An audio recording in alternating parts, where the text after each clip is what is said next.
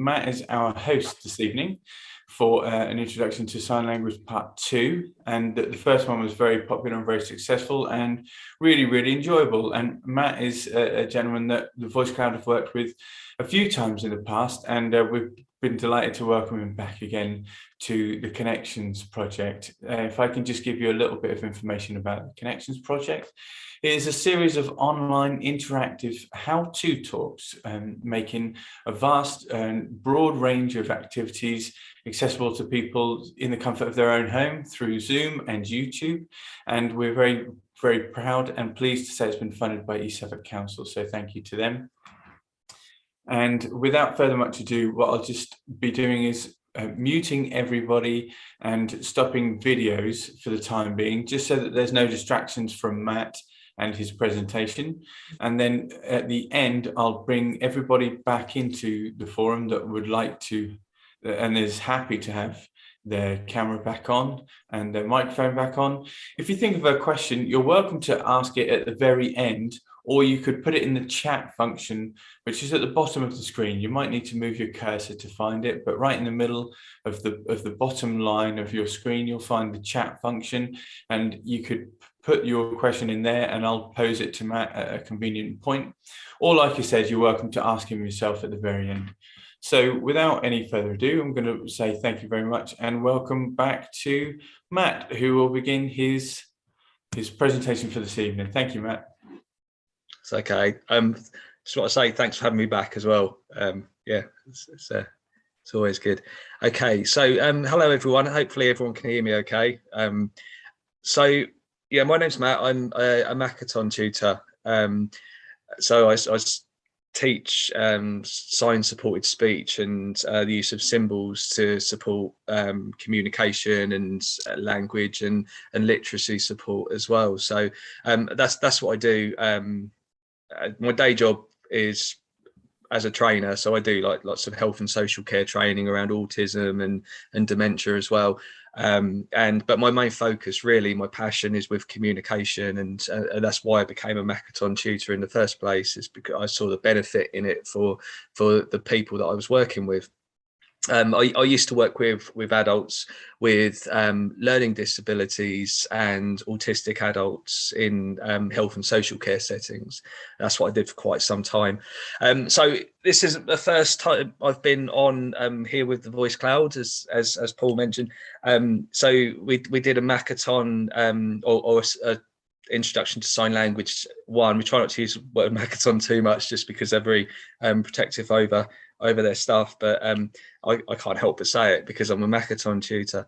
But the first session was very much focused on sort of well-being and social isolation, and trying to help people to sort of alleviate that by giving you signs to help to introduce yourself and ask people what their name is and how they are and that sort of thing. Maybe I think I covered things to do with emotions as well.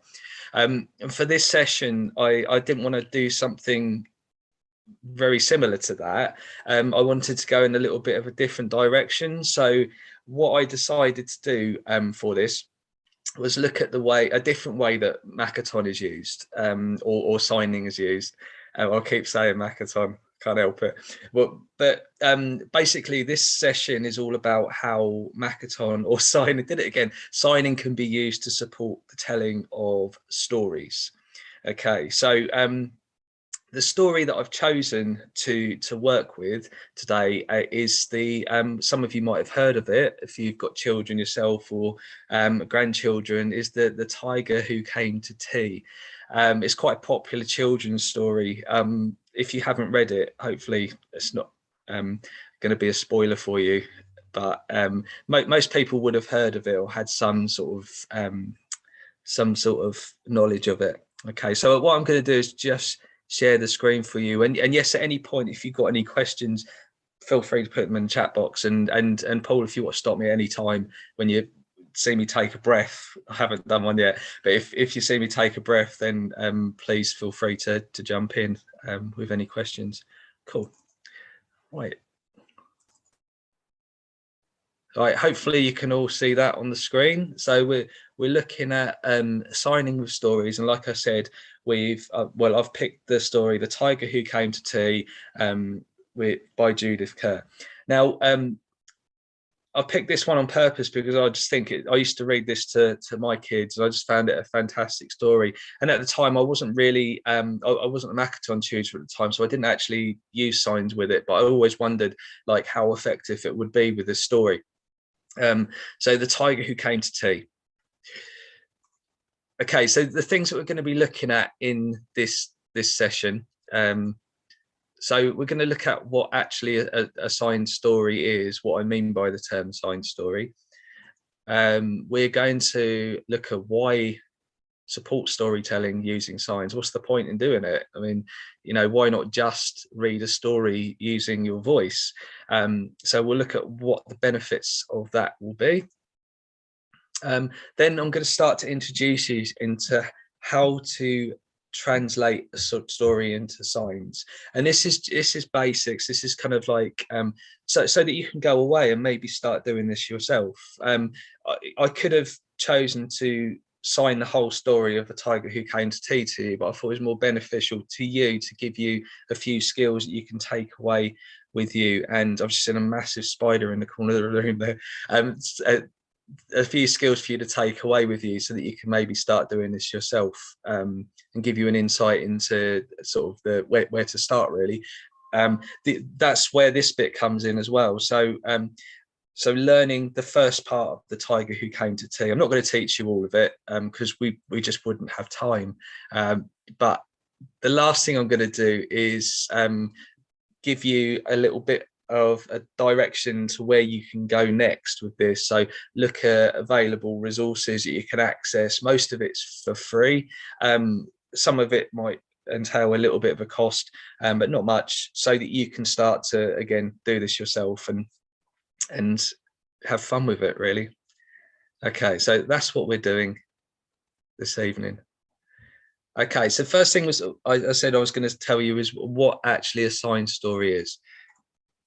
So a signed story is where you tell a story using speech. So you're not just signing it, you use speech, but you support your speech with a gestural system or signs, what we call manual signs. And those signs are usually taken from existing gestural systems, such as the Makaton. Some of you might have heard of Sign Along, which is another sign-supported speech program. And then we've also got British Sign Language as well to access if you need to access some signs to help you tell a story. Although I'm a Makaton tutor, in my mind, it doesn't really matter where you get the signs from, because it's all about having fun with it and being expressive and telling the story in a different way. When I first started out as a Makaton tutor, I was very much, it all has to be Makaton, but no, just have fun with it. Don't take it too seriously. Just relax and have fun. Okay, so that's basically what a signed story is. But what's the point in signing a story? So signed stories tell a story visually. Okay, so most children's books have pictures in anyway, so you've got that visual aspect, but sometimes it helps to have another visual aspect added in there to help aid a person's comprehension. So if you're telling story to someone who maybe struggles to understand the spoken word, if you use signs alongside your speech, it helps a person's comprehension of, and maybe they've got a better involvement in the story. If you use words on their own, they're great, but we tend to focus too heavily in society on the use of words and speech. But what we really need to be doing is looking and understand that there's other ways of communicating as well. And actually, if you support your speech with signs alongside that, then you're almost clarifying the meaning of the words that you're saying as you're signing them. When we get on to doing the signing bit, then you'll get a better idea of what I mean there. Okay. One of the other reasons for signing a story is because you're supporting inclusion. So you're allowing more people to be involved in that storytelling process. And it's also a wonderful way of getting people to participate in the story as well. So you can sign the story, but when the person or the people that you're signing to get to know that story, you'll find that they will start to learn what the signs are. So they will enjoy actually actively participating in the story itself by using the signs. And that can be a wonderful thing. So the signs add an extra dimension to the story and help to aid the storytelling as well. So they help you to be more expressive with the way that you tell the story. So you're using your hands obviously to sign, but you're also using all of your other non-verbal forms of communication as well. So signing relies heavily on things like facial expression and body language to increase the meaning of what you're trying to get across. So it helps you in the storytelling, and you actually become more expressive in the way that you use your voice as well, which can only be a good thing. It just makes it more interesting. And the last thing on there, I've already said that actually, is why use signs to tell a story is because it's fun. And that's probably the best reason for doing it, to be honest. And I did say don't take it too seriously. You don't want to think that you have to get everything correct all of the time. And if you don't know a sign for something, just make one up. It's fine. Just do something with your hands and be expressive. Okay, so just out of interest, I mean, has anyone got any questions so far before I move on?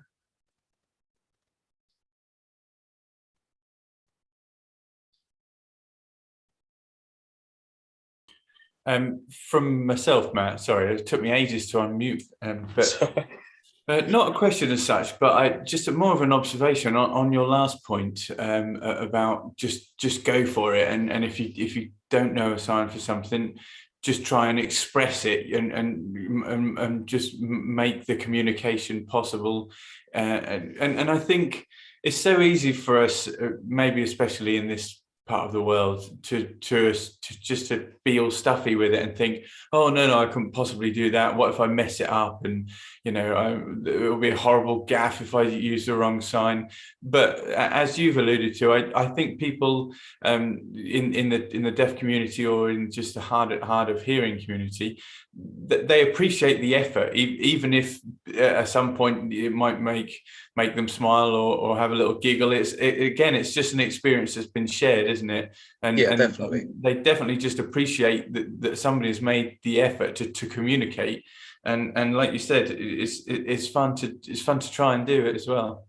Yeah, definitely. I know that you guys use a few sort of signs and gestures and things like that when you do some of your sort of performances that I've been to for some of the services I've worked in, and I just found that the participation with your audience was better for it. So I just think it's just this whole thing about inclusion and participation. I think it's brilliant, really. So yeah, thanks for that. That's a good point. So I've got to be honest, Matt, I thought you were about to say, and we're clearly not afraid of messing it up. Oh no, not at all. Not at all. To be honest with you, like when I first saw it, I'd just come like freshly trained as a tutor, and I'd been had it hammered into me that everything had to be accurate and this sort of thing, and that was very much my mindset. But I've just mellowed basically, and just thought it's all about like communication's all about participation and interacting with people, and that's what, why stress out about the little things. So, but I had fun, so here we go. So when you're, if there's no other questions, I'll continue. So this is how you start to begin translating a story into signs. Okay, so don't feel that you have to find a sign for every single word in the story. That can just be really, really complicated. You'll find if you try and sign every single word, your hands are all over the place, and you get lost and you get confused, and you kind of lose what you're doing, and it's very, very difficult. It's yeah, just don't do it really. Why confuse it? But it also can be quite confusing for the person that's listening or watching the story as well. So try and keep it simple. One of the ways that we do this, and I'm going to mention Makaton again, because one of the things that we do with Makaton is use something called keyword signing. Excuse me. So keyword signing is where you basically what you do is you choose the words in a sentence, or you pick out the words in a sentence that carry the essence or the meaning of that sentence, and you just sign those. It's almost like you're underlining those information carrying words. You still use full grammatical speech, so you don't miss out any of the words with your speech, but you just sign the key words of that sentence. So I'm going to give you an example of how that works on the next slide. Okay. Oh, here we go. Sorry. One more thing on there is you also use the pictures in the books, because these children's books are fantastic and full of wonderful pictures. And what you're doing is you're signing, you're kind of supporting the pictures. The pictures are supporting your signs, and they're both supporting the speech as well. So they just help to aid comprehension. As I said, signs just bring that extra dimension that wasn't there before. So keyword signing. The sentence I picked, this is from The Tiger Who Came to Tea. It's a bit of, if you just read it as it is, it's quite, if you haven't read the story before, it's quite a bizarre sentence. So it says, so the tiger came into the kitchen and sat down at the table. Okay. I hope everyone's read it, because otherwise that's just going to sound really strange. Anyway, so what I've done is I've picked out the keywords in that sentence, and I've thought, right, okay, so what you're doing is you're taking away all of the little grammatical words that aren't really needed to be signed. So these are the ones I've picked out from this one to be the keywords. Okay, so I've highlighted them in yellow there. So the words that I've highlighted are tiger, came, kitchen, sat, table. Okay, that's it. Okay, so what I'm going to do is I'm actually going to sign that sentence for you with the speech, and feel free to, I'll probably teach you the signs as we go. Actually, that might be quite a good thing to do, so that you can actually participate. So the sign for tiger is if you hold your hands like this, and all you're doing is you're gesturing the stripes across the face like this. So the sign for tiger is this, and you need to say tiger at the same time as well. Tiger. Okay, so that's your sign for tiger. The sign for came is the sign to come. So it's this, basically. It's like you're just gesturing for someone to come towards you. Okay, so with that we've got, so the tiger came into the kitchen. Kitchen's a little bit more complex, actually. What I might do is, okay, so imagine you've got like a mixing bowl like this, so you're holding it in your arm like that, and you've got a spoon and you're just mixing it like that. Okay, so that's actually the sign for to cook.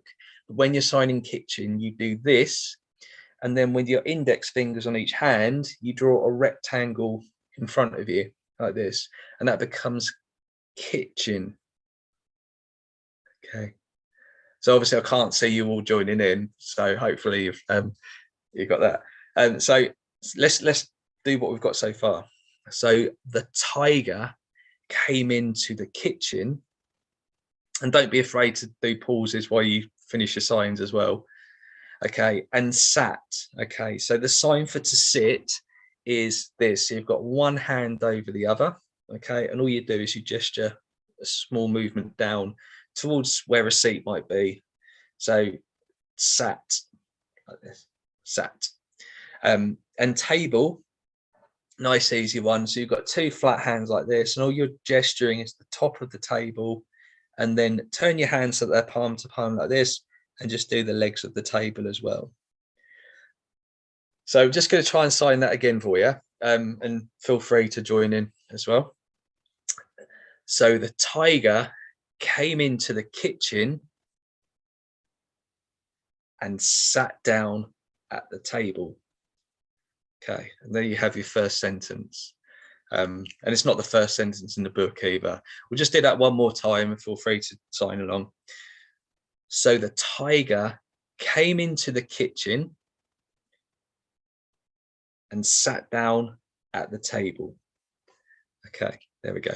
And what you notice when you're signing along with that speech, you're almost creating the picture in front of you as well. So you're creating. This is why I quite like teaching Makaton over Zoom, is because we have this frame around us, and that's, you kind of try and stay within that frame, and you can position things in different areas of that frame, and kind of create this sort of image of what you're trying to express.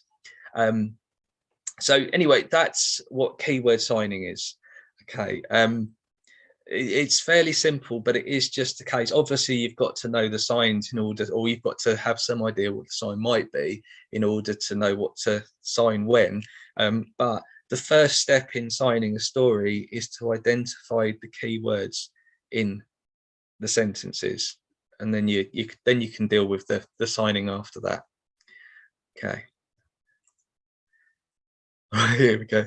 So, and we are going to go through the first few pages of the tiger who came to tea, so that you can get an idea of how to sign it. And I don't want to, I've kind of left it on a cliffhanger for you on this one if you haven't read it before. Sorry, I was just trying to see sorry, bear with me a sec. Okay, cool. Okay, so again, what I've done is I've got the whole all the text written out, but then I've got another slide where I've highlighted all of the keywords, and I'm just going to take you through sentence by sentence. And I think, excuse me, some of these things need explaining as we go. So if I just click that button again, I'll explain what I've done here. Okay. So the story starts with, once there was a little girl named Sophie. Okay. So when we're I've just spoken once there was a little, because I didn't think there was any need to actually sign that bit. There is actually a sign for once in terms of storytelling, which means in the past, which is just a hand like this. You gesture over your shoulder like that. So you could say, once there was a little. When we're talking about the size of people, we usually gesture height. So once there was a little girl. So with your index finger, just at the corner of your mouth, you're just going to do 2 little strokes forward like this. I don't know if you can see that very well. So there was a little girl, or little girl, named. So named, if you'd attended the first session, then you might remember this one. So you've got 2 fingers on your first hand like that against your forehead, and you just turn them out like this, and that's the sign for name. So there was a little girl named Sophie. Okay, now when you sign someone's name, when you're using Makaton, and I'm not keeping it nice and simple, you don't finger spell the whole name. What you do is you just sign the first initial of their name. You're speaking the full name, but just signing that first initial. So Sophie would be an S, which is you just linking your little fingers together like this and saying Sophie, like that. Okay, so let's do that first part of that sentence again. So I'm going to include the once in there because I don't know why I missed that one out actually. So once there was a little girl named Sophie. Okay, the next part is and she. Okay, so we're still talking about Sophie. So when you sign she, you're just signing the letter S again because it's her name. You'd say she, but you're signing S for Sophie. So, and she was having tea, right? I've overcomplicated this. So for the sign for tea, I know there's a lot to remember in this, but I'm sure you'll be able to watch it back at some point. So one of your hands is a saucer. The other hand is holding the handle of a cup, but you have your little finger poking out like this, and you just sign tea like that. Tip your head back a little bit because we're having tea. So having tea. Okay.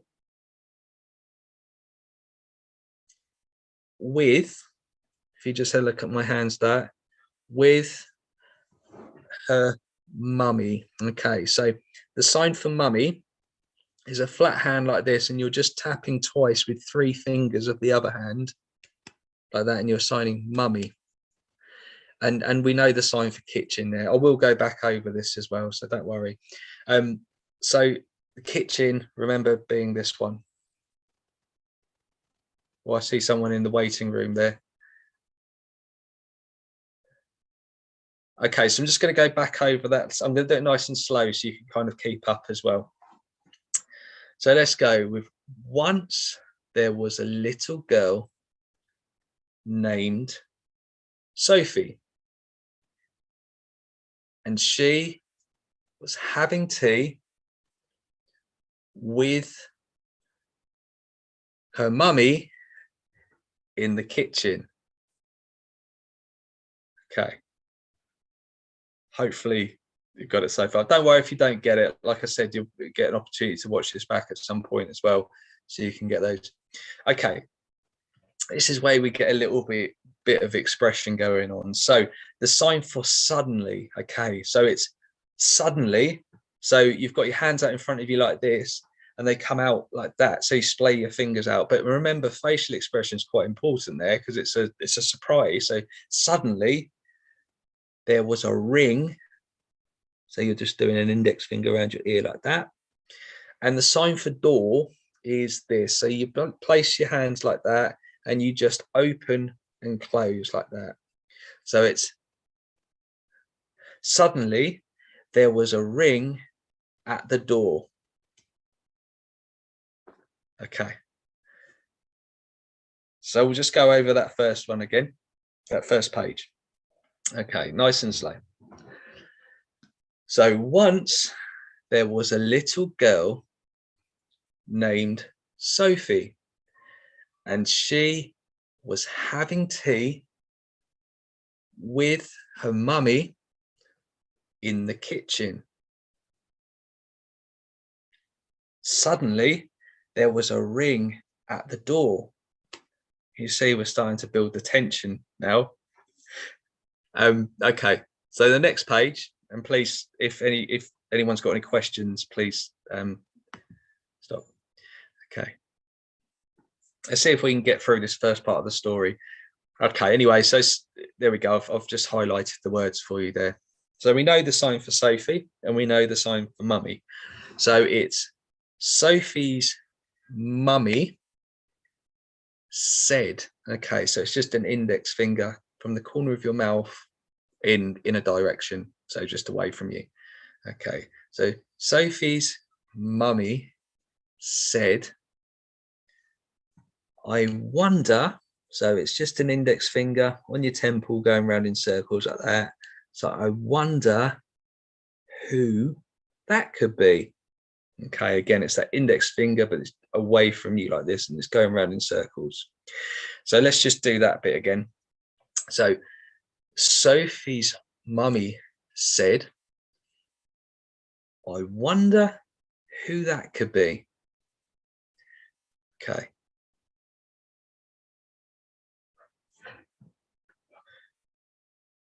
I think I've bitten off more than I can chew here. Right. So we've got a right. Okay. So we've got the sign for. It's basically the sign for no, but it can also be used for things like can't and don't and won't. So we're going to use it for can't here. So it's basically a hand that just comes across in like you're drawing a line through something. So it can't be the milk, like you're milking a cow, man. Okay, so it can't be the milkman because he came. Remember that sign for to come? Came. this morning. Okay, so just do that again. So it can't, and you can shake your head as well, it can't be the milkman because he came this morning. So you're just touching one shoulder and then the next like this. Okay. And it can't be the boy. So boy is an index finger that just comes across like this. So the movement is in the direction that the finger's pointing. Okay. So it can't be the boy from the grocer. Okay. So it's like you're putting something in a shopping bag. It's the sign for shop, but we'll use it for grocer. Because this isn't, you're using that sign for no again. The day, okay, so day is this. He comes. Okay. So let's go back to the beginning of this. I know there's so much, I've picked so much for you to learn on this. Go back to the beginning of this paragraph here then. And we'll start again. So remember Sophie. So Sophie's mummy said, I wonder who that could be. It can't be the milkman because he came this morning. And it can't be the boy from the grocer because this isn't the day that he comes. That was a bit quick, so for you, sorry. Because this isn't the day that he comes. Is anyone getting like excited about who it might be yet? Okay. There we go. And then again, I'll just highlight the words for you. So it can't, we know what can't is, this one. So it can't be daddy. Now daddy, 2 fingers on each hand like this, and one hand's just tapping twice on the other like this. So it can't be daddy because he's got. Now the sign for got or to have is this. So you're just grabbing hold of something just in front of your chest there. He's got his key. Okay, nice, just a little twist like you're turning the key in the lock. So it can't be daddy because he's got his key. Okay. We'd better open the door. You know, I taught you the sign for door just now, where you open and shut it. Let's just open it this time. Okay. We'd better open the door and see. Okay. Index finger from the corner of your eye in the direction that you're looking. Okay. We'd better open the door and see. Okay. I wonder who it's going to be. Okay. Wow. Okay. Here we go. So Sophie, we know this one. Open the door and there was a big. Now, remember Sophie was little. Okay. Although the tiger is probably big, he's standing on his hind legs. So we're going to go big like this. So Sophie opened the door and there was a big furry, like you're stroking the back of your hand like this, stripy tiger. This is where I'm going to put on a silly voice for the tiger. The tiger said, right, I'll teach you the signs first and then I'll do that bit. Excuse me. I'll put on the voice in it. Excuse me. Okay, so that's actually the sign for sorry, but we're using it for excuse me. So it's a fist just on the opposite side of your chest like that, and it's just going around in circles. So excuse me, but I am very hungry. I'm just going to have to move the screen down. So you know that how you would gesture hungry, usually it's a fist, again, quite similar to sorry actually. So I'm sorry, but I am very hungry. So let's do some facial expression with this one. So I'm very hungry.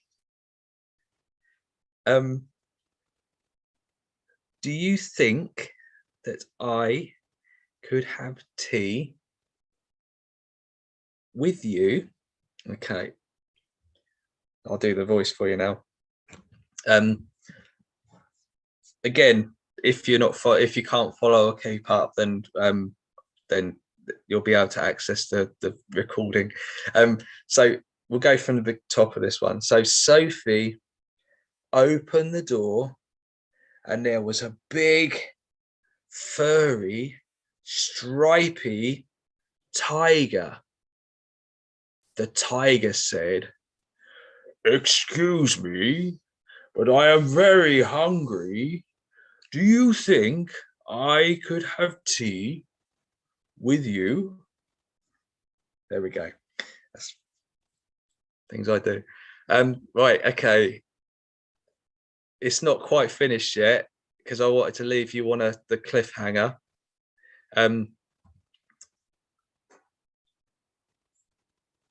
Okay, then we've got, so Sophie's mummy said, of course, come in. So the tiger came into the kitchen and sat down at the table. So we already had that sentence earlier on, didn't we? When I was explaining about key words. So I'll refresh it for you anyway. So Sophie's mummy, so we should have those ones already. So Sophie's mummy said, of course, which means yes. So the sign for yes is this. Of course. Come in. So the tiger came into the kitchen and sat down at the table. That's where I'm going to leave it for you. Okay, right. I'm just going to pause and see if anyone's got any questions, and then maybe we'll looking at how much time we got left and that sort of thing. So obviously what I leave time for questions at the end. Might quickly just go over that and try and sign it together. Not a question as such, Matt, but I notice where a sentence ends and then the next sentence begins with the same word or name.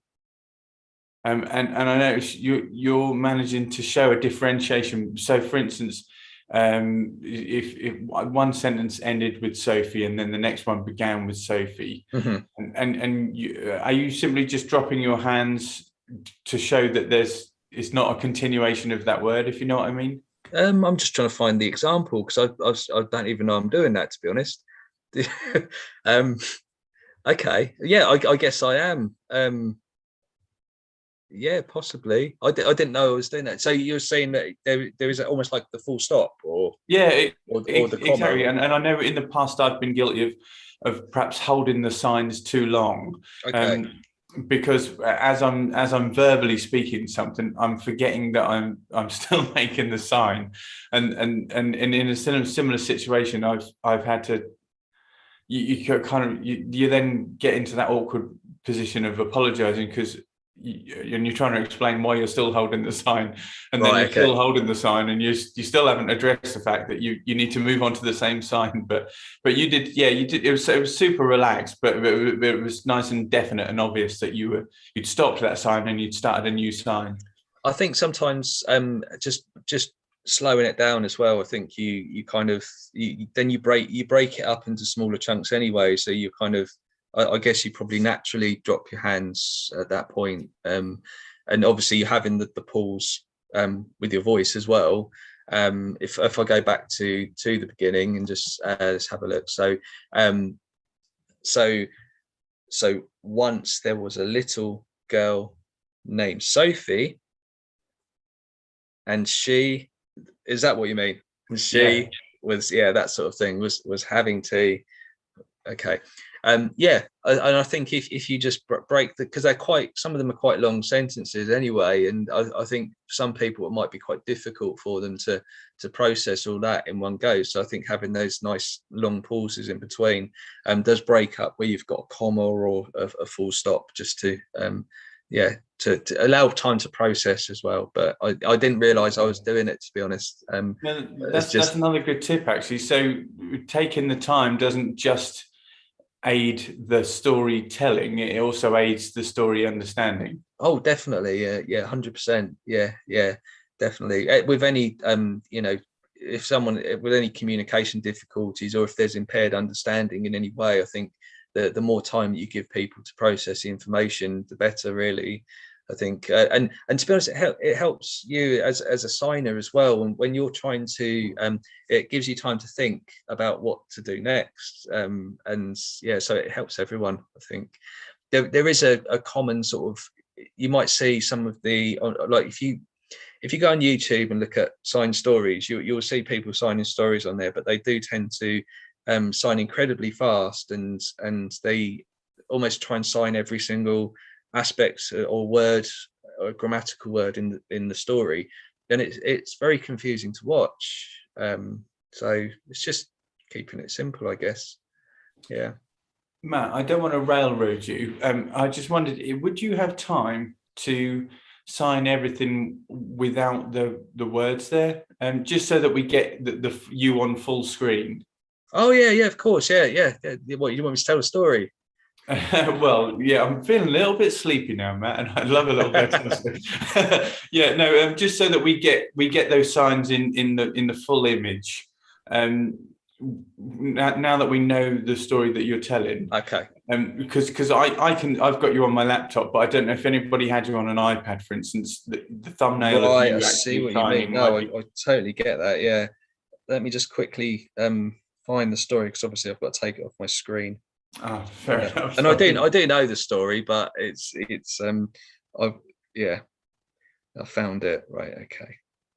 Yeah, okay, so I'll take your screen share then. And is that better? Hang on, I'll just I'll put you on spotlight again. There we go. So you're on full screen now. Okay, brilliant. So I'll just take you through that again, up to the point we did. So once there was a little girl named Sophie, and she was having tea with her mummy in the kitchen. Suddenly, there was a ring at the door. Sophie's mummy said, "I wonder who that could be. It can't be the milkman, because he came this morning. And it can't be the boy from the grocer's, because this isn't the day that he comes. And it can't be Daddy, because he's got his key. We'd better open the door and see." Sophie opened the door, and there was a big, furry, stripy tiger. "Excuse me, but I'm very hungry. Do you think that I could have tea with you?" Sophie's mummy said, "Of course, come in." So the tiger came into the kitchen and sat down at the table. There we go. Was that better?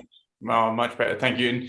And we can really get an idea of how much extra it puts into the story to get the facial expressions really working with the text as well. Yeah, good. I think it does just add so much more to the story, and you do have to pick your stories as well. I think just to make sure that you set yourself up to succeed, because there's some obviously, don't try and translate Lord of the Rings. It wouldn't work. No.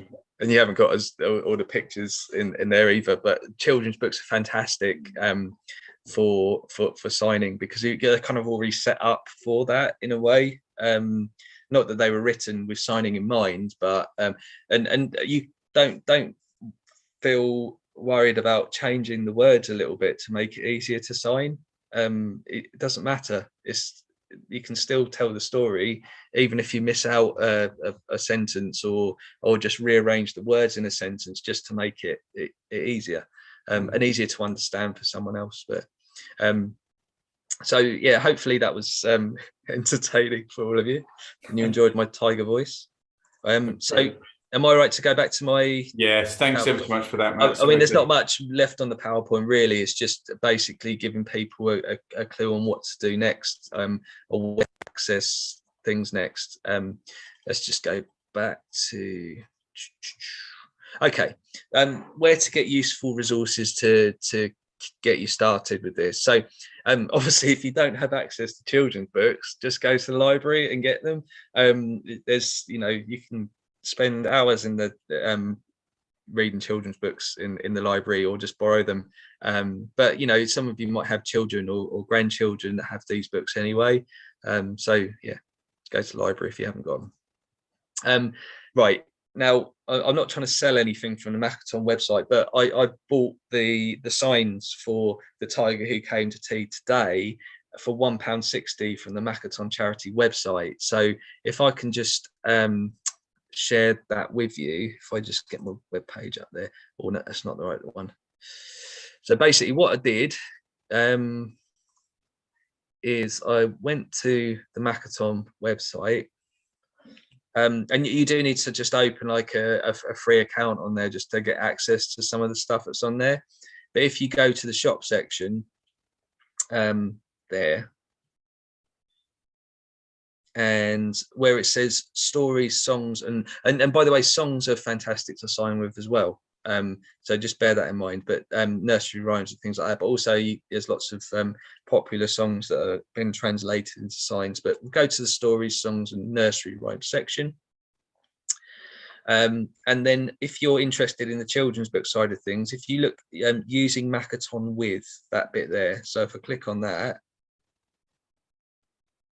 and then there is just such a wide range of children's books there that I remember from when I was a kid, but also from reading to my kids. Some things like Dear Zoo.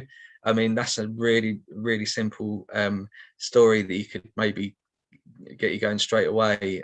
Using Makaton, Peter Rabbit, the Gruffalo's in there as well. Bear, going on a bear hunt, and that sort of thing. So and that's where I got the Tiger Who Came to Tea from, and what I ended up with was this, and this was £1.60, so it's not too bad. Now I will say about these downloads, they don't give you the story itself, because they obviously have to have publishing rights for that. What they give you is the signs that you can then put in the right places. So you still want to be identifying your keywords and things like that. But if I just show you an example, they give you lots of nice hints at the beginning as well on how to start using the resource.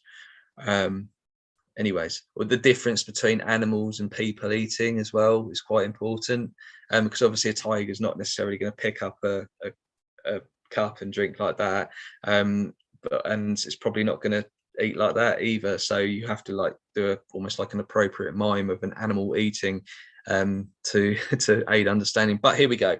You've got all of the signs that are needed, all the line drawings. They've used this sign for Big Bear, but I prefer that one because the tiger was standing on his hind legs. But anyways, there's quite a lot of them really. So you can access that, and then you can sort of identify your keywords, put the signs in, practice it, and give it a go really.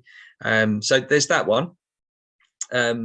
There is also, if you you don't want to spend £1.60 on that resource, then go to if you haven't got the signs, you don't know the signs, if you go to the British Sign Language website, on their online BSL dictionary, you'll find lots of BSL signs on there that you can use. There's not loads of them, to be honest, but there's still, I mean, they've only got 484 signs on there, but there's lots to access there. And there's also Sign Along as well. It's another gestural system that supports speech with signs. I believe you can get a full membership, a free membership on there, but you have access to 50 signs on there. But sometimes it's worth just paying £1.60 to get a nice resource that you can use alongside your story, and it saves you having to hunt for everything as well. Sometimes these things are quite difficult to find. Anyway, so that's just an idea of where to get the resources from. There's a couple more things on here. I did say about watching some videos on YouTube, but just be aware that obviously some of them are a little bit complicated, or they might not be signing in the right way, but like I said at the start, it doesn't really matter. So you can learn from those. Really nice thing to show you. I probably haven't got time to show you now because it's about 5 minutes long, and I just wanted to give you a little bit of time maybe to have a little chat afterwards. But CBeebies, bedtime stories. The first one was done by Robert Delaney, and he signs 10 in the bed, and it's lovely. It's really good to watch. It's visual, and he does it so well. And it is actually a really sort of sad story behind it, because his child needed Makaton for their communication support, so they learned to sign as a family. But he actually lost his lad due to a brain tumor, and when he signed 10 in the bed for CBeebies bedtime stories, he basically that was his son's favorite story, so it was a bit of an emotional experience for him. But if you get a chance to watch it, I think it's on BBC iPlayer on the CBeebies section, but it's nice, really good example of how to do it right. Yeah, I've mentioned the BSL website as well. I think that's it. That's my so I'm coming off share now because I've been babbling at you for ages. And I can see a question. Is that? Yes, would you mind? It's from Jenny. She wondered if you could show a demonstration of with and daddy, because she found them quite similar. Right. Okay. So with dad or daddy, or you use it for all of them, dad, daddy, father, it's basically make sure your palms of your hands are facing down. Dad, like that. You're right in terms of with is very similar hand shapes, but your palms are facing towards you. And what you do with is if I was saying with you, I would gesture towards you, or I might say with me, or this person with this person, and yeah, that's the difference between dad or daddy and with. Hope that helps. It does help. She said, "Great, thank you." Oh, awesome. And what I'll do is I'll unmute everybody actually to see if they'd like to ask their own questions. So Diana's unmuted. If you have any questions. No, that was very interesting though. Thank you very much. That's all right. Good. I'm glad it was interesting. Yeah. Do you have anyone you can sign stories with? Not yet, but I've got some Ukrainians coming. I was hoping that something would gel. Yes. Yeah. Of course. Yeah. See, you mentioned they've got children. Yes. And yeah, no, 8-year-old and the 13, maybe 13-year-old might be too old for the tiger who came to tea, but maybe the 8-year-old. Well, you never know, do you? No, but this is it. You know, these things are. I mean, I'd quite happily sit and listen to that story. To be honest, have you heard the story before? No. No, I won't give it away then. No, you don't. Actually, something I would add is, Matt, you're probably right that the story itself might be a little bit below a 13-year-old, but helping tell the story wouldn't necessarily be. Good point. Yeah, definitely a good point. Yeah. yeah, and just the and the interaction involved in it. I think, yeah, Yeah. definitely, yeah, good, yeah. Thank you. Okay, thanks, Diana. And Maureen, we've got you back on the screen. Is there anything you'd like to question? Yes. Does it matter what hand you use? Because I'm mirroring you, therefore I'm using the opposite hands. Okay, so if I was teaching people to use Makaton as a Makaton tutor, I would say yes, it does matter. But if we're doing it for fun, it doesn't really matter. Now, I will tell you, if you're signing, are you right-handed or left-handed, Maureen? Right-handed. Okay, so I'm a right-handed signer because I'm right-hand dominant. Yes, but I'm sort of doing it exactly like Yeah. you said. I was realizing I'm actually doing it wrong. That's fine. Not doing it wrong. Not doing it wrong. It's just it.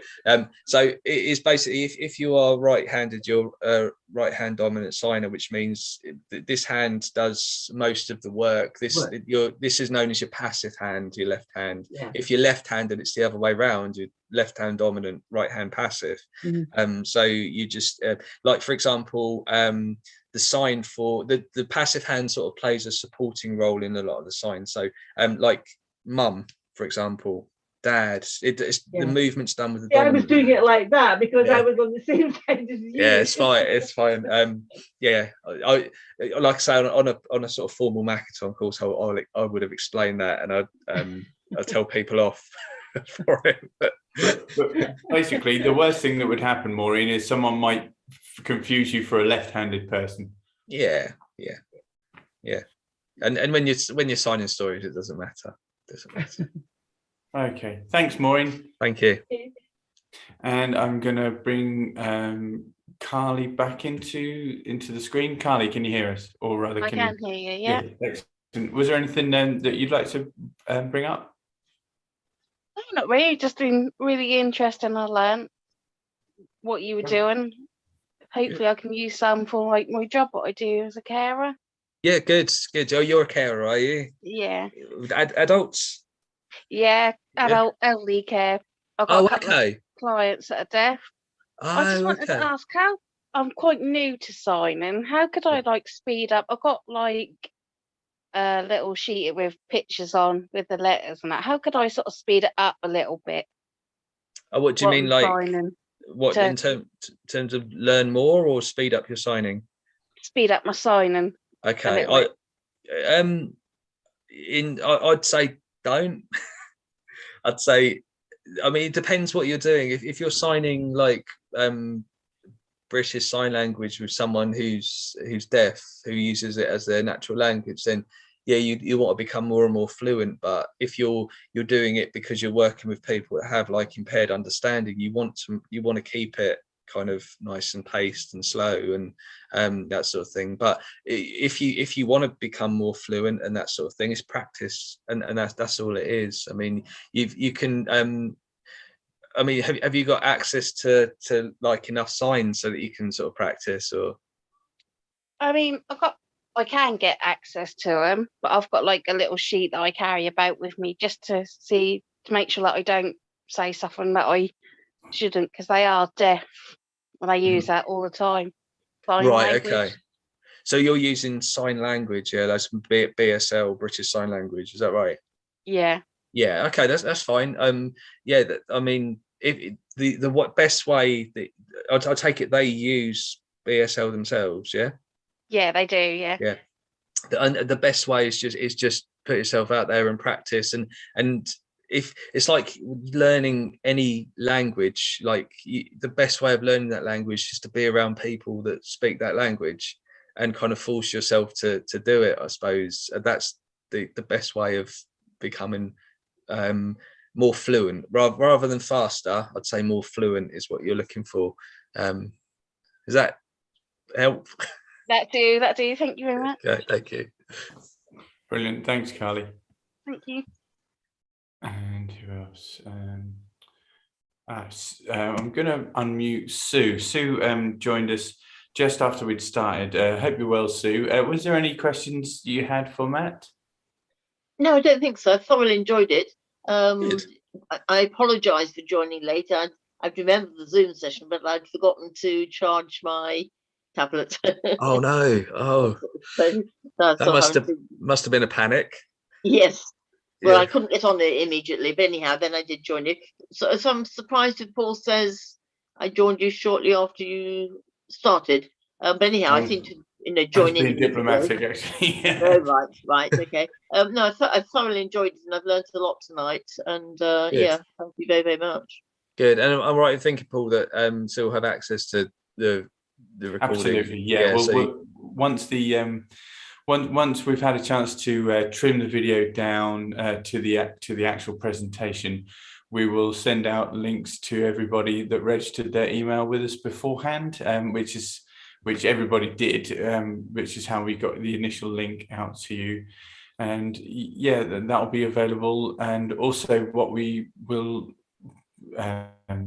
politely request is that you fill out a feedback form just to let us know how you felt this presentation and the whole project of Connections has been going for you personally. One other question actually that came up in the chat box was, will there be a third session, please? It's been most interesting. That was from Jenny. At the moment, we don't have a solid plan to, but we've had two rounds of funding for the Connections program, and both have featured Matt because, as I said before, he's very popular and he always runs a really fantastic presentation that everybody can enjoy. So if we did get funded again, I'm pretty sure that we'd ask Matt again because he just always does a great presentation. And once again, Matt, thank you for tonight. And it's all right. It's been fun. Yeah, we always have a great night with you, Matt. So thank you very much. Did you like my tiger voice? Well, I did, but I'm going to have to try and replicate it now. And my children, I think, are a little older than yours, so they've had enough of my funny voices telling stories. Oh. But I'm going to have to rush out and to get the book again to remember how. Yeah. Oh, Stephen wants my tiger voice again. Hello, Stephen. Can I come round yours for tea? It's only because he wants to nick that voice because his children are a little younger. That's why. Yeah. No, that was fantastic, Matt. Thank you very much. Good. And I'll just have one last quick check, but I don't think there was any more questions from anybody. If there is, just pop it in the chat box quickly, and then we can put them to Matt before he heads off. And the other thing is for obviously this finishes. I've gone back to, although my day job is a health and social care trainer, I've gone back to teaching Makaton like freelance. So if anyone is interested in learning, then I've usually advertised my courses on the Makaton website, and with the times and dates. They're taught over Zoom. Usually at the weekends as well, because that's the only time that I've got to do those. But yeah, just have a look on there. I mean, I could put my email address on. Can I put my email address on there? Yeah, do and say it if you would as well, please, so that people know how to get in touch if they'd like a bit more sort of focused tuition. This session's been great, and like you said, the resources are there on the Makaton website. But now that people are more kind of accustomed to working with you, then I'm sure that they'd be just as well to get in touch direct. Yeah, so I'll put it in the chat, but like my email address is it's Matt, so it's MATTI ROW @gmail.com. So Matty Rowe, basically. It's a bit sad, but Matty Rowe @gmail.com. Cool. And there's absolutely no obligation, but anybody that wants to find out what kind of courses Matt runs, or if you could do a one-to-one and how much that might cost and what kind of things you can cover with Matt, please do get in touch with him. Or it might be that you'd like to buy it as a gift for somebody else. You know, perhaps if you know somebody else that's wondering if it's a good time to sign, it's always a good time to sign. But perhaps they've got somebody in their family that they'd really like to sign for, so you could buy it as a gift for somebody else, if not yourself. Great. Well, I don't think we had any other questions, Matt. So once again, thank you very, very much. Thank you. Thanks, everyone. Thanks everybody for joining. It's been lovely to see you all, and that's Diana and Jenny and Maureen and Sue and Carly.